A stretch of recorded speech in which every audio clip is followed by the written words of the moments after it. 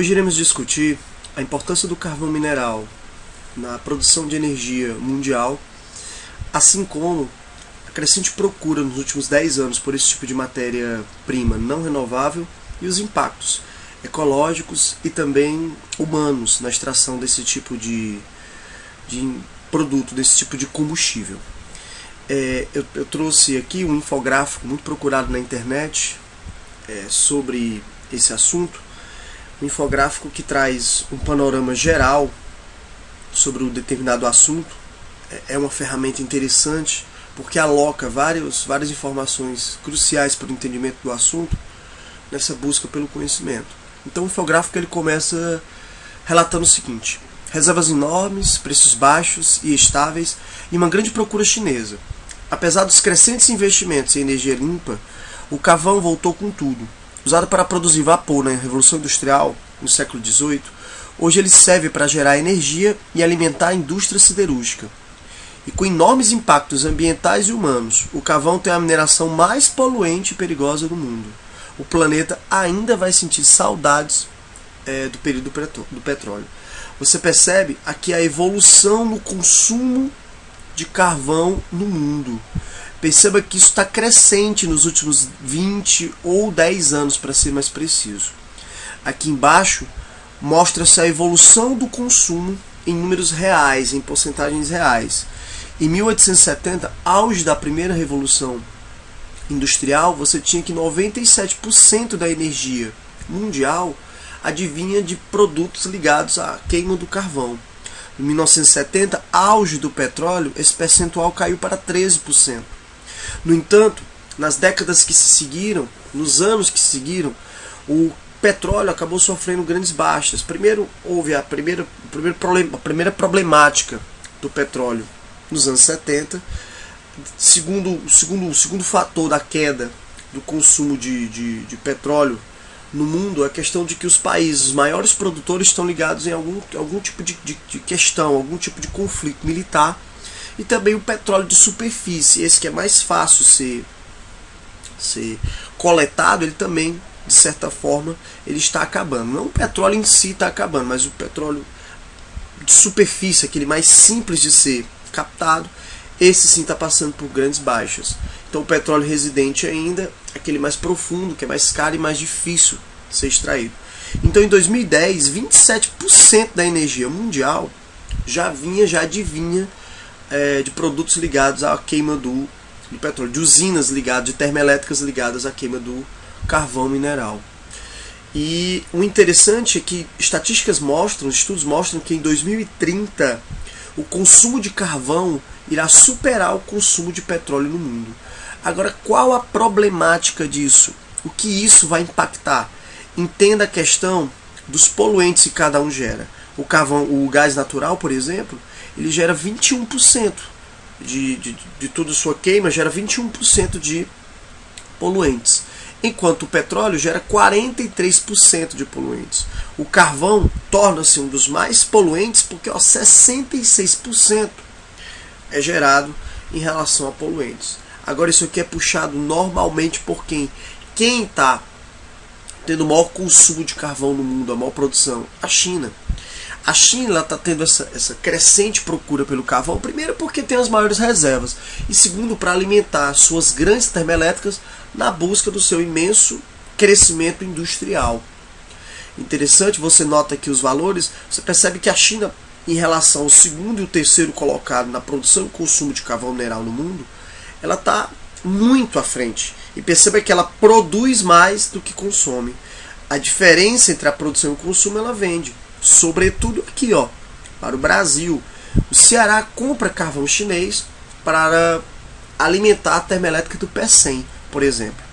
Mas a extração do carvão vai além de questões, sobretudo, de poluentes. Há também um considerável número de mortes ligadas à produção, à extração do minério. Perceba, na China, em 10 anos, 51.270 pessoas morreram diretamente em mortes, ligadas às minas, à mineração do carvão.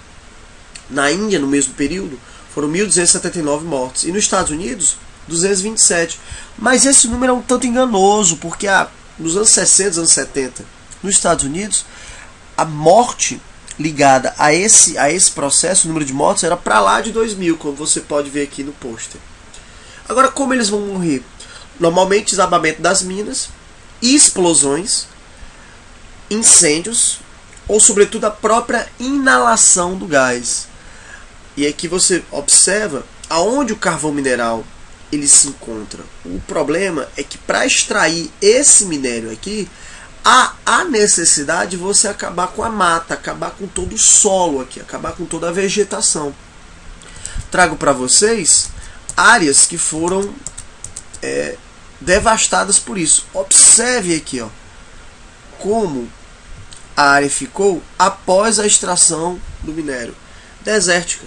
Aqui são pelo menos de 100 a 200 anos para começar algum tipo de recuperação.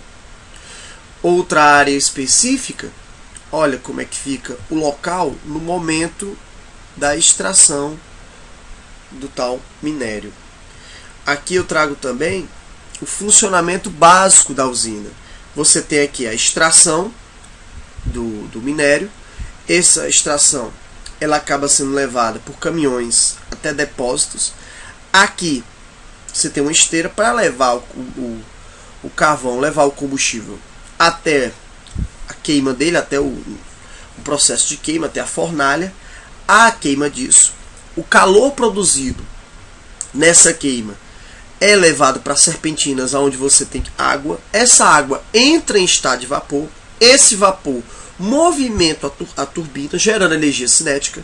Essa energia cinética, por sua vez, é transformada em energia elétrica e distribuída ao consumidor final.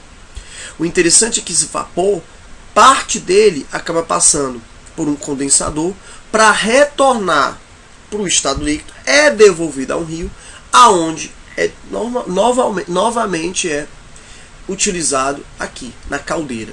Então você pega a água do rio, joga para a caldeira para ferver, para gerar energia cinética. Essa energia cinética gera eletricidade. No entanto, esse vapor é condensado, é devolvido essa água para o rio para ser reaproveitado. Agora, qual a importância da geração de eletricidade a partir de matriz termoelétrica? Isso aqui é energia elétrica pelo mundo. Perceba que o petróleo e o carvão dominam a produção elétrica mundial. A queima deles para alimentar as termoelétricas é que acaba movimentando, eletrificando o mundo. No Brasil, esse processo é um pouco diferente. No Brasil, a importância da hidrelétrica ainda é maior, embora em anos de seca, a importância da termoelétrica também é crescente. São matrizes alternativas para o Brasil, são matrizes de apoio à hidrelétrica, caso um ano de seca venha a se prolongar. Anos de seca venham a se prolongar.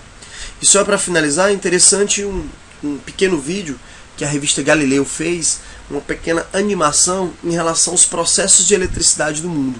E é interessante nos dados que são fornecidos. Importante que você observe. Galileu apresenta Força Verde, os tipos de energia mais usados em cada país.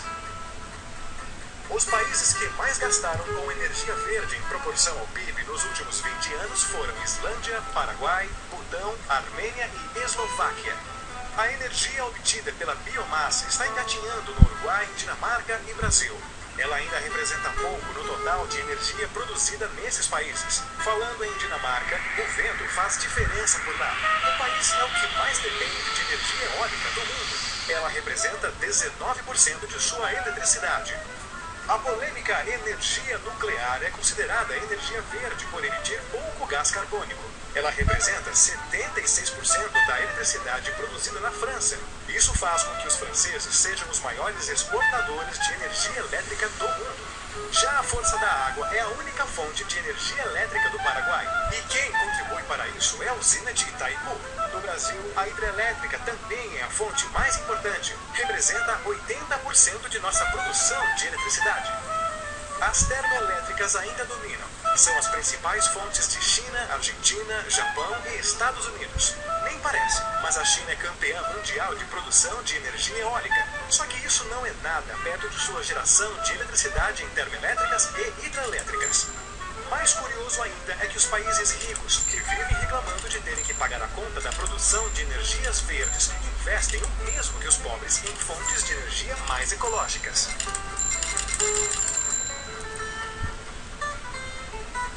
Esperamos com isso que a importância do carvão mineral, os efeitos que ele causa em todo o seu processo de extração, queima e armazenamento de insumos, armazenamento de poluentes, tenha ficado claro.